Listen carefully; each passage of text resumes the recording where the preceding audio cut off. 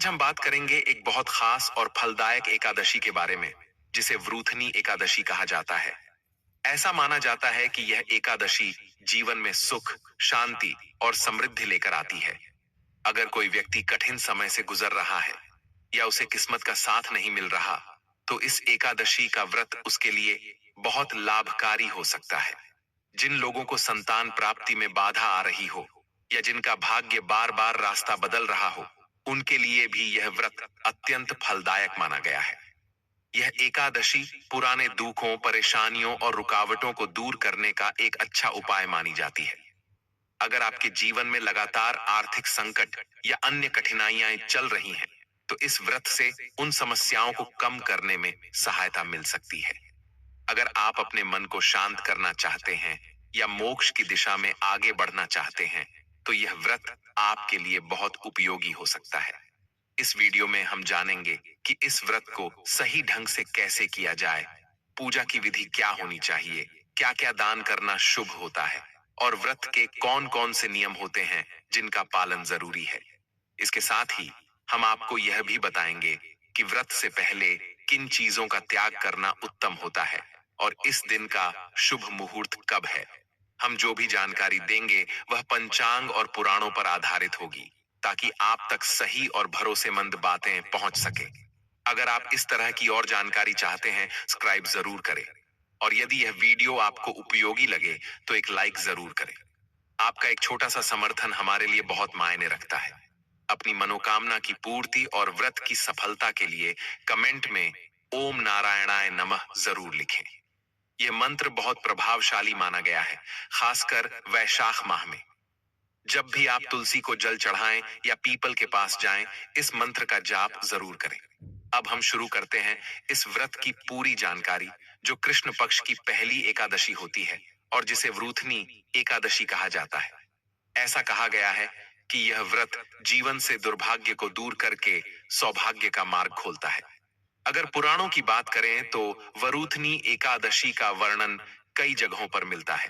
इसे सबसे अधिक पुण्य देने वाली एकादशियों में गिना गया है। धर्म ग्रंथों में कहा गया है कि सबसे बड़ा दान कन्यादान होता है और सनातन धर्म में इसे सबसे श्रेष्ठ माना गया है। इससे देवताओं, पूर्वजों और इंसानों तीनों को संतोष मिलता है, इसलिए इसे महादान कहा गया है। आपको जानकर आश्चर्य होगा कि वरूथनी एकादशी का व्रत करने से उतना ही पुण्य प्राप्त होता है जितना 1000 कन्यादान करने से मिलता है। उतना ही पुण्य इस एक व्रत से मिल सकता है। मैं आपसे कहूंगा कि एकादशी के दिन व्रत करें, भगवान की पूजा करें, कथा सुने और व्रत को पूरी श्रद्धा से करें। यह व्रत न केवल आपके जीवन की परेशानियों को दूर करता है, बल्कि परलोक में भी लाभ पहुंचाता है। यह व्रत सिर्फ मृत्यु के बाद नहीं, बल्कि इस जीवन में भी असर दिखाता है। अगर आप विधि पूर्वक व्रत करेंगे तो आपका भाग्य खुल सकता है।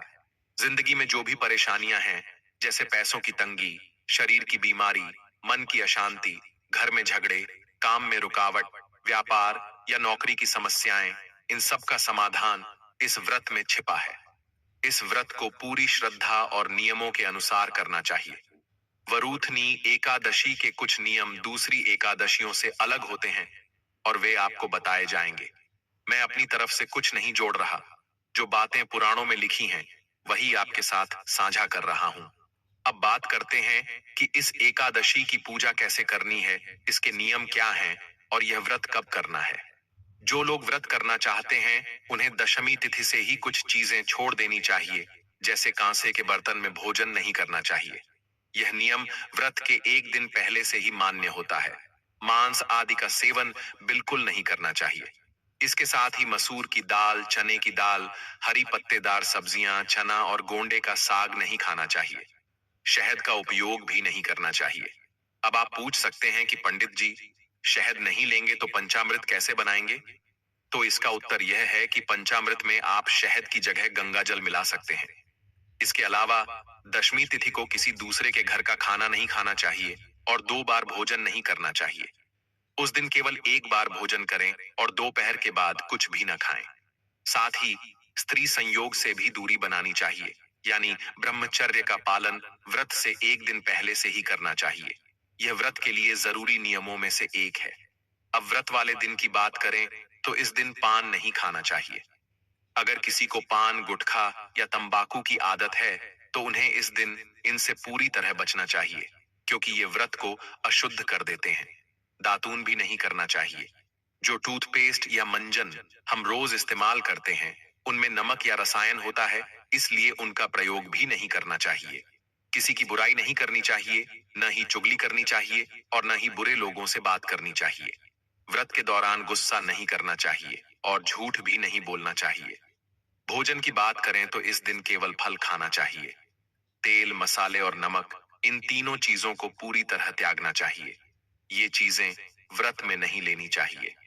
दशमी तिथि से ही इनका सेवन बंद कर देना चाहिए और एकादशी के दिन तो बिल्कुल भी नहीं करना चाहिए। अब बात करते हैं एकादशी व्रत की पूजा विधि की। व्रत वाले दिन व्यक्ति को सूर्योदय से पहले उठ जाना चाहिए और अगर संभव हो तो स्नान जरूर करना चाहिए। खासकर वैशाख माह में स्नान का बहुत बड़ा महत्व है। इस महीने में स्नान करने से जो पुण्य मिलता है वह कार्तिक महीने से भी 1000 गुना अधिक बताया गया है, लेकिन बहुत कम लोग इस बात को जानते हैं।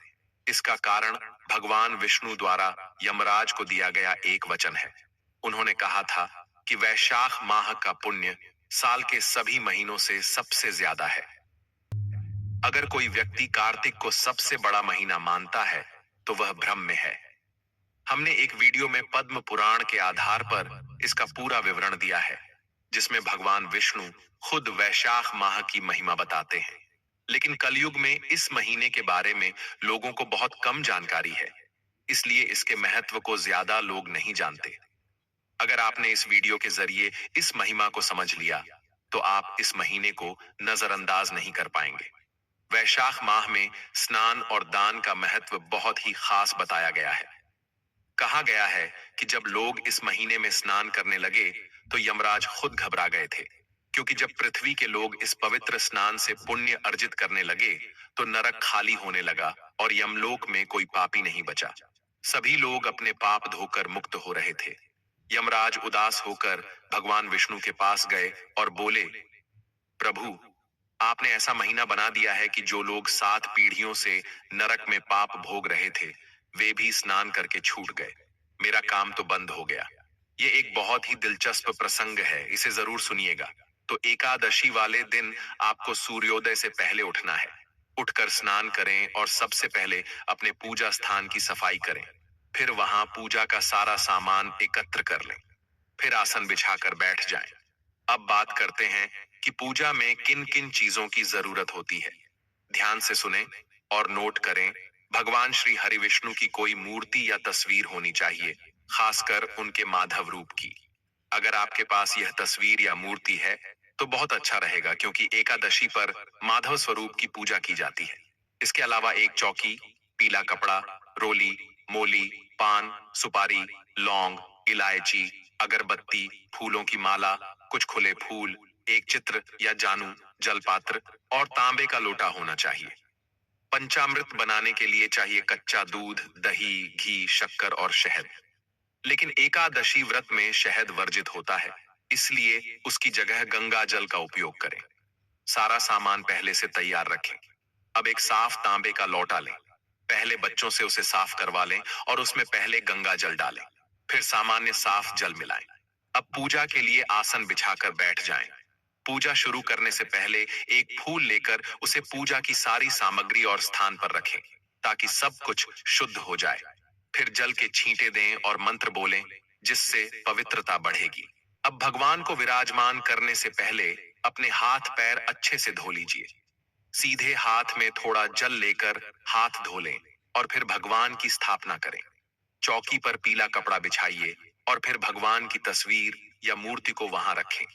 स्थापना करते समय मन से प्रार्थना कीजिए, हे प्रभु, हे परमात्मा, हम आपको सादर बुलाते हैं। कृपया हमारे यहाँ पधारिए और इस पूजा में विराजिए। भगवान की तस्वीर को आसन देकर स्थापित करें। अगर आपके पास चौकी नहीं है तो कोई साफ सुथरी जगह भी चलेगी। अगर कोई कच्चे मकान में रहता है तो वहां भी सफाई करके भगवान को श्रद्धा से बैठाया जा सकता है। भगवान को स्थान नहीं, भक्ति चाहिए। अगर भावना सच्ची हो तो चाहे वह सोने की चौकी हो या जमीन, दोनों बराबर माने जाते हैं। अब दीपक भगवान के सामने रखें। घी का दीपक जलाएं और दीपक के नीचे एक छोटा कपड़ा या आसन जरूर रखें। दीपक सीधे जमीन पर नहीं रखना चाहिए। साथ ही धूप भी जलाएं और रख दें। इसके बाद व्रत का संकल्प लें। संकल्प लेने के लिए अपने सीधे हाथ में थोड़ा जल लें और साथ में एक सिक्का दक्षिणा के रूप में रखें। फिर 3 बार बोलें, ओम श्री विष्णु, ओम श्री विष्णु, ओम श्री विष्णु। अब आप अपना नाम, गोत्र, जिस जगह पर आप बैठे हैं उसका मकान नंबर, मोहल्ला और शहर का नाम बोलिए। फिर कहिए, मैं वैशाख मास की कृष्ण पक्ष की एकादशी के पावन दिन पर लंबी उम्र, अच्छे स्वास्थ्य, सौभाग्य, सुख और धन की प्राप्ति के लिए व्रत का संकल्प करता हूँ। यह संकल्प मैं भगवान विष्णु के चरणों में समर्पित करता हूँ। फिर हाथ जोड़कर भगवान को प्रणाम करें और अब पूजा शुरू करें। भगवान के सामने एक कटोरी या थाली रखें जिसमें पूजा की चीजें अर्पित की जाएंगी। सबसे पहले भगवान को पद्य और अर्घ्य अर्पित करें। पद्य के लिए 1 चम्मच जल अर्पित करें और बोलें, ओम भूर भुवः स्व श्री माधवाय नमः पद्यम समर्पयामि। अब अर्घ्य के लिए 1 और चम्मच जल अर्पित करें। ओम भूर भुवः स्वः नारायणाय नमः अर्घ्यम समर्पयामि। अब आचमन कराइए। 1 चम्मच जल अर्पित करें और बोलें, ओम भूर भुवः स्वः नमः आचमनीयम समर्पयामि। अब भगवान को स्नान कराइए। पहले 1 चम्मच शुद्ध जल अर्पित करें। अगर आपके पास मूर्ति है तो प्रतीक रूप से ही जल चढ़ाएं। फिर भगवान को पंचामृत से स्नान कराइए।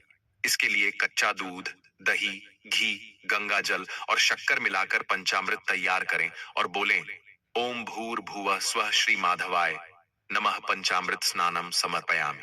इसके बाद एक बार फिर से शुद्ध जल से स्नान कराएं। ओम भूर भुवः स्वः श्री माधवाय नमः शुद्धोदक स्नानम समर्पयामि। अब भगवान को वस्त्र अर्पित करें। कोई भी साफ कपड़े का टुकड़ा ले सकते हैं। ओम भूर्भुवः स्वः वस्त्रम समर्पयामि। फिर भगवान को जनेऊ अर्पित करें। ओम भूर्भुवः स्वः यज्ञोपवीतम समर्पयामि। अब चंदन लगाएं। ओम भूर्भुवः स्वः गंधम समर्पयामि। फिर फूल अर्पित करें और फूलों की माला पहनाएं। अब भगवान को धूप और दीप दिखाइए। ओम भूर्भुवः स्वः धूपम समर्पयामि और ओम भूर्भुवः स्वः दीपम समर्पयामि। इसके बाद नैवेद्य अर्पित करें। जो भी फल, मिठाई, सूखे मेवे या मिश्री उपलब्ध हो, ओम नारायणाय नमः नैवेद्यम समर्पयामि।